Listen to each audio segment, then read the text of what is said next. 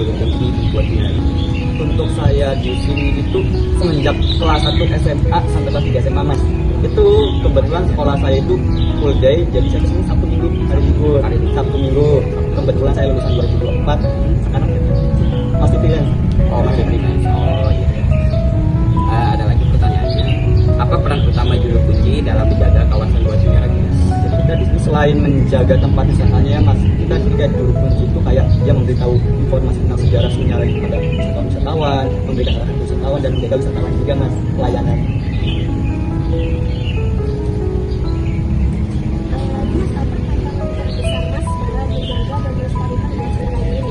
Jadi kita untuk melestarikan Sunyaragi ini kita tantangan terbesar itu lokal kan lokalnya sendiri mas, masuk datang padahal kita kan disediakan tempat sampah tapi kita buat.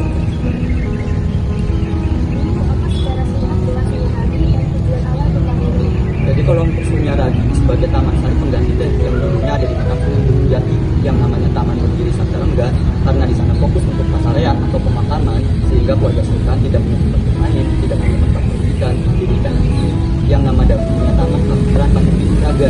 Jadi Panjang Raga itu artinya raga yang ini raga yang seperti tertinggalah nama Sunyaragi yang berasal dari dua kata yang kuat ini ragi raga. Selain tempat bermain, selain tempat pendidikan, digunakan sebagai tempat mensucikan diri keluarga. Kalau boleh tahu dulu siapa aja yang biasanya menggunakan? Untuk Sunyaragi ini hanya digunakan untuk keluarga kesultanan pun bukan sembarang orang mas.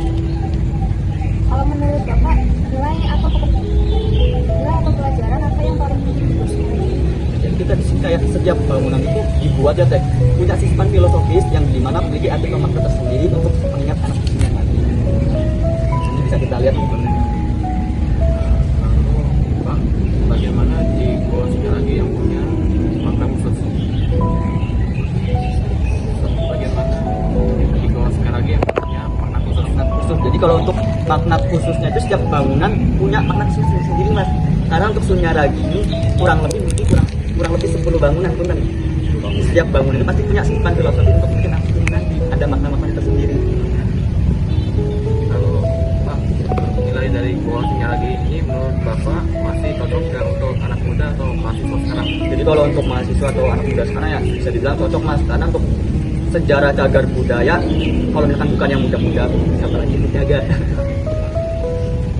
Ada lagi mas, apa pesan yang ingin disampaikan kepada mahasiswa yang berkunjung ke Gua Sunyaragi?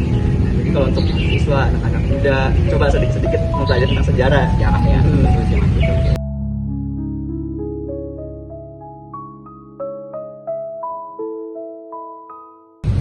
Mas, kalau boleh tahu itu tuh tempat apa ya biasanya? Untuk gedung yang sekarang kita tempati ini namanya gedung pesanggrahan dan untuk bagian gedung pesanggrahan di bangunan Sunyaragi itu lebih mudah daripada yang di dalam. Untuk Sunyaragi bagian gedung pesanggrahan dimulai pada tahun 1838 untuk bagian pembangunannya yang membangun keturunan daripada Sunan Gunung yang pertama Ibunda Ratu Adimah yang penggunaan dahulu gedungnya sebagai tempat bermalam, tempat istirahat keluarga Kesultanan Cirebon dan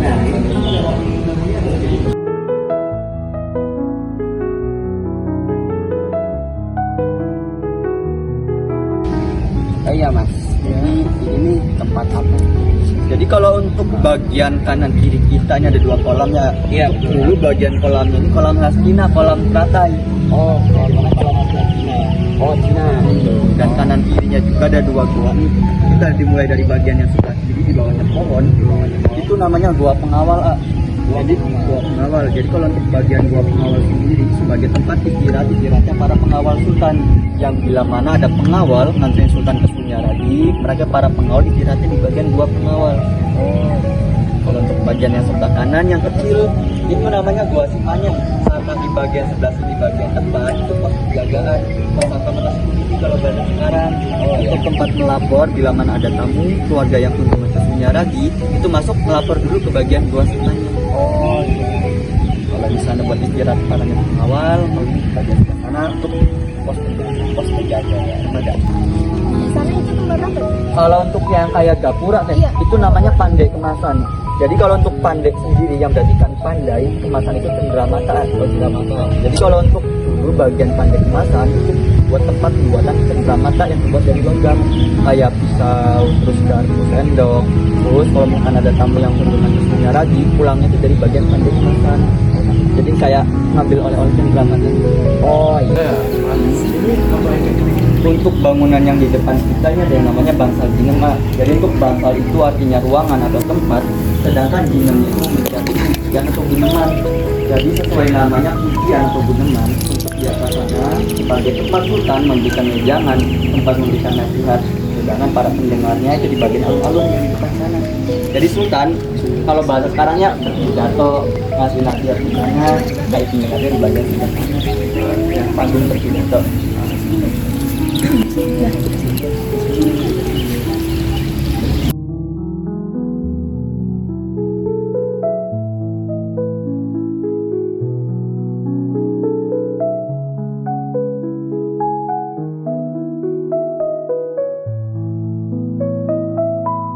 Nah, ini tempat apa ya? Untuk yang di depan kita ini namanya mande beling teh. Jadi untuk mande sendiri yang berartikan tempat duduk, sedangkan belingnya itu artinya pecahan keramik atau kaca bahasa Jawa. Untuk bagian bangunan itu terbuat dari marmer yang sering digosok, sering dielap sehingga mengkilap. Ditambah di bagian samping marmernya ada pecahan keramik atau belingnya yang dimana ciri khasnya Cina dengan Belanda. Berarti ini udah ada dari dulu? Udah ada dari dulu. Jadi kalau untuk bahasa sekarang mande beling ini gazebo buat tempat istirahat. Tempat istirahatnya para sultan, bila mana sultan tersebut habis ngasih wejangan di bangsa Jinem, istirahatnya di bagian mande beling. Tapi sekilas ini bentuknya kayak makam atau kuburan. Hanya kebanyakan dari wisatawan yang tanya di kuburan itu makam, padahal bukan. Untuk di Sunyaragi kita nggak ada makam satupun. Cuman bangunan doang ya? Cuman bangunan saja, gazebo kalau bahasa sekarang.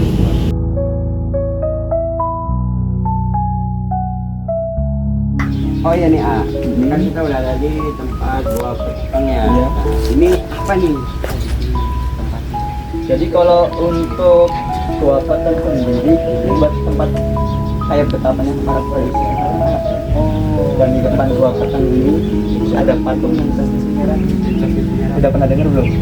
Belum nih. Belum. Itu namanya patung Perawan Sunti. Jadi kita di sini kita daripada Perawan Sunti itu perawan suci yang tidak dapat jodoh, tidak menikah sampai akhir hidupnya. Yang mitosnya di Sunyaragi ini seperti patung. Bila mana patungnya itu kesentuh, kepegang perawan gadis yang belum menikah, itu akan dijauhkan jodohnya. Karena balik lagi dengan kita perawan suntinya tadi, yaitu perawan suci yang tidak dapat jodoh. Tapi untuk mitosnya sendiri dibalikkan lagi sendiri masing-masing, kita boleh percaya boleh tidak. Kebetulan patung yang di depan kita sudah patung pengganti dan patung yang asli. Kalau untuk patung yang asli udah ada di gudang, karena cuma ada satu di Sunyaragi, tapi bisa takut hilang, diganti dengan patung pengganti. Berarti ini hanya replika ya? Replika pengganti. Gimana dong? Oh, tapi cerita itu Kalau untuk yang ngalamin set, Bener ya. kalau boleh tahu di situ apa? kalau untuk yang di bagian sebelah sana itu namanya gua langsa. Jadi kalau untuk langsa itu diambil dari bahasa Sunda kuno yang artinya tirai, namun tirainya tersebut bukan terbuat dari kayu, terbuatnya dari air. Yang dulu dari atas gua langsa tersebut ada turun air, pembisik air yang membuat tirai sebagai bentuk penghalang untuk orang yang di dalamnya lagi berpikir.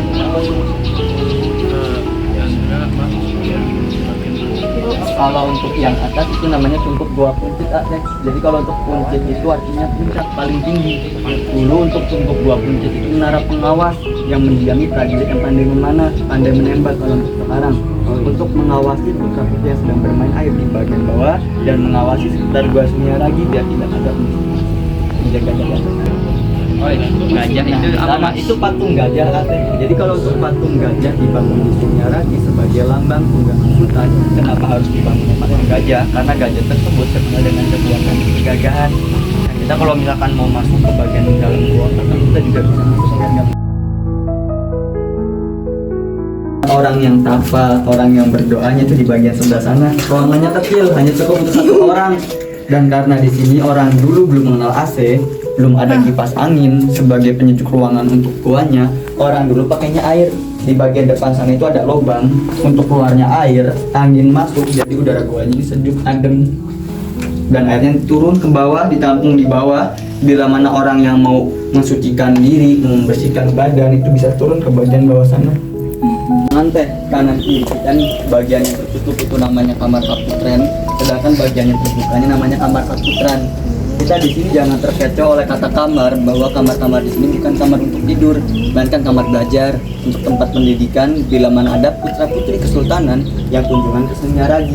Kaputren itu yang putri, sedangkan bagian kaputren itu yang putra. Dipisah antara bagian putra dengan putrinya. Kalau misalkan mau masuk juga boleh, silakan dorong Pak. Ini Rasulullah ya, Mas? Kalau misalkan ke sana itu ada 2 jalur teh. Kalau misalkan ke bawah lurus itu buat penampungan air. Kalau misalkan ke kanan itu turun ke bagian patung gajah. Karena bukan di bagian bawah kita ini kolam air teh. Oh, kolam air dulunya, Mas? Airnya menyusut kering. Paling kalau misalkan musim hujan juga ketampungnya sampai di bagian batu bata yang bawah aja teh. Nggak pernah sampai naik lagi. Kalau untuk dulu di bagian bawah full air. Jadi kolam bagian bawah kita ini. Untuk bangunan yang sekarang kita tempati ini namanya Balai Kambang. Jadi kalau untuk balai itu artinya tempat, kambang mengapung di atas air. Karena memang bisa kita lihat untuk bagian bawah kita ini air. Untuk bangunan di Sunyaragi yang mengalami banyak renovasi, banyak pemugaran, bagian yang kita injak sekarang. Karena dulu bagian yang kita injak tidak terbuat dari cor beton semen, terbuat dari full papan jati. Dulu di bagian Balai Kambang ini digunakan sebagai tempat menabuh alat musik atau rebana yang diadakan malam hari sembari mengiring putra putri yang sedang belajar di bagian kamar kaputren dengan kamar kaputren. Kalau mitos Jawa Barat itu Jadi kalau untuk Sunyaragi ini sebetulnya bukan goa ya teh, melainkan guha. Jadi itu bukan mitos, mohon maaf. Jadi kita goa dengan guha itu beda teh. Jadi kalau untuk goa itu terjadi secara alami timbul sendiri. Sedangkan Sunyaragi guha itu buatan atau bikinan tangan manusia, tapi usianya sudah ratusan tahun. Jadi kalau untuk Sunyaragi ini awal didirikan pada tahun 1596 sampai dengan 1788. Dalam 200 tahun pembangunan, Sunyaragi sudah mengalami 3 kali tahap komplek pembangunan. Untuk komplek pertama yang membangun 2 Sunyaragi bernama Pangeran Mas dan Arifin. Pembangunan kedua Pangeran Parang alias Cirebon, dan yang ketiga Sultan Matangaji atau Sultan Samudra, yang mana ketiga-tiganya keturunan daripada Sultan Samudra. Jadi kita 1,8 hektar luas ini gas sekaligus jadi pembangunannya mengalami 3 kali tahap. Bentuk buahnya bagus, kayak kepalanya barong saya lagi buka mulut. Bagian matanya 2 di atas sana yang kayak jendela kanan kiri. Hidung yang ada tulisannya, mulutnya lagi ngebuka, lidahnya tengah-tengah ke atas. Jadi kalau misalkan dulu ada tamu dari Cina kunjungan ke Sunyaragi, itu dijamu di bagian gua dan jumut. Di bagian mulut barongsai tersebut digunakan sebagai tempat naruh nio atau hio. Jumut itu artinya perjamuan besar yang dicomot atau yang diambil. Jadi untuk dulu orang-orang di Sunyaragi menaruh makanan di bagian depan kita nih, meja jamuannya. Kita ya sebagai tamu comot-comot ambil makanan di sini, makan ke bagian.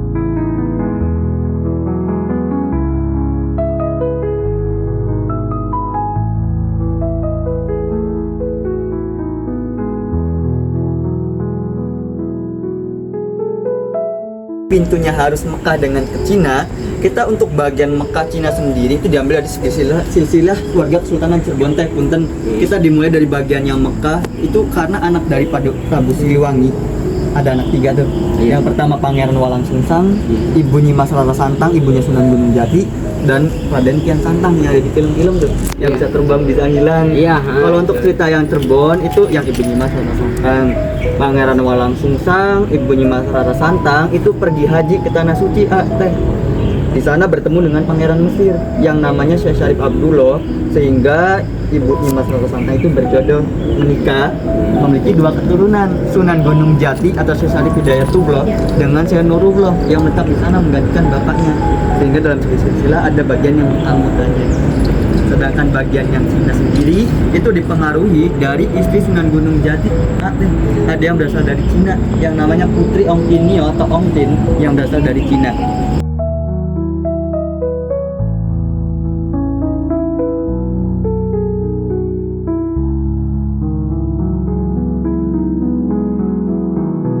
Bagian gua ini buat Jadi kalau untuk bagian gua yang sekarang kita masuk itu namanya gua Padang Ati Ate. Jadi Padang itu artinya terang, Ati itu hati, hati yang terang maksudnya. Jadi bila mana dulu Kesultanan Cirebon atau keluarganya banyak masalah, banyak pikiran, main ke Sunyaragi menuju ke bagian gua Padang Ati untuk berdoa agar sesuai namanya itu Padang Ati itu terang hati, tempat menenangkan diri untuk warga Kesultanan Cirebon yang bila mana banyak masalah, banyak pikiran. Kalau ini apa mas? Kalau untuk yang di depan kita itu namanya Monumen Cina. Jadi kalau untuk Monumen Cina itu dibangun di Sunyaragi sebagai lambang atau bentuk apresiasi dari kita para orang Sunyaragi untuk masyarakat Cina. Karena dulu masa pembangunan gua Sunyaragi banyak dibantu oleh masyarakat Cina. Terlebih-lebih untuk masyarakat Cina itu yang bermargatan sukunya Han. Itu kebanyakan margatan atau sukuhan para pedagang Cina. Pedagang Cina datang ke Cirebon ikut serta pembangunan gua Sunyaragi. Kan heran sampai sekarang banyak orang Cina jualan di Cirebon. Patung Garuda gilir ular itu mohon maaf bagian paruh burung Garudanya patah dan kepala ular di tangan bagian sebelah kiri lagi di cengkramnya itu patah, makanya kelihatan lebih ke manusia ketimbang burung Garuda. Itu kalau misalkan masyarakat Hindu nyebut namanya Jatayu. Jadi kalau untuk Jatayu itu makhluk mitologi Hindu yang dimana setengahnya Garuda setengahnya manusia. Dan dahulu nama Garuda itu tidak ada, adanya Garudea, yaitu lambang kegagahan dan mengapa menghadapnya ke timur. Memiliki filosofi songsonglah kehidupanmu dengan kegagahan. Di balik kegagahan tersebut tidak luput yang dari namanya masalah, yaitu ularnya sedang melingkar lambang masalah. Jadi sama kayak halnya burung terbang, jika terikat dengan ular terbang tinggi pasti akan jatuh lagi karena terikat. Sama kayak halnya juga manusia yang setinggi apapun jabatannya tidak luput yang dari namanya masalah, dan segagah apapun manusianya tidak luput yang dari namanya masalah. Sama kayak halnya burung Garuda tersebut. Itu namanya Goa Kelanggengan. Jadi kelanggengan itu artinya keabadian. Untuk dulu bagian Goa Kelanggengan banyak dituju oleh kesultanan untuk berdoa yang berharap ingin jabatan kayak namanya juga langgeng. Jadi masuk ke dalam sana untuk berdoa agar sesuai nama goanya Padang Ati. Sana di sini kelanggengan atau keabadian. Ini nih apa ya tempat ini? Untuk goa yang di depan kita ini ada Goa Lawak dengan Goa Pawon Jadi kalau untuk yang Pawon itu artinya dapur bahasa Jawa. Namun dapur yang di bagian depan sana bukan digunakan sebagai tempat memasak, itu dapur bersih. Jadi kalau untuk makanan yang di sana itu yang sudah siap saji, yang disimpan. Yang masak-masaknya di keraton, yang dibawa dari keraton disimpan di bagian Goa Pawon tersebut yang sudah siap makan, sudah siap saji. Sedangkan untuk sebelahnya namanya Goa Lawa. Jadi untuk lawa itu artinya kelelawar. Karena dulu di bagian tempat saya berdiri ditumbuhi oleh pohon besar, yaitu pohon gambir yang biji atau buahnya buat gigi orang dulu, buat minang, buat ini. Itu jadi sarang kelelawar sehingga dia berikan nama Goa Lawa.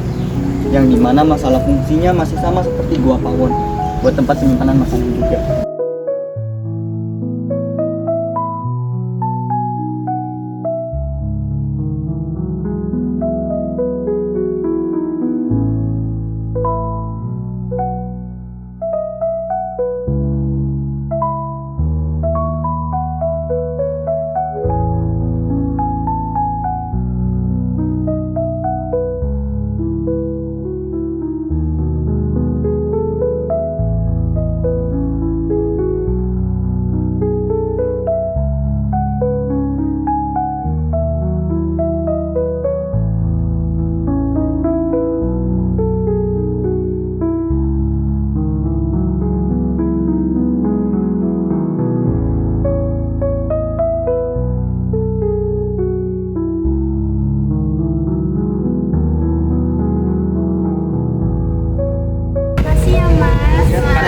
Terima kasih banyak untuk kunjungan AACC di Taman Sari Goa Sunyaragi. Semoga ini bermanfaat.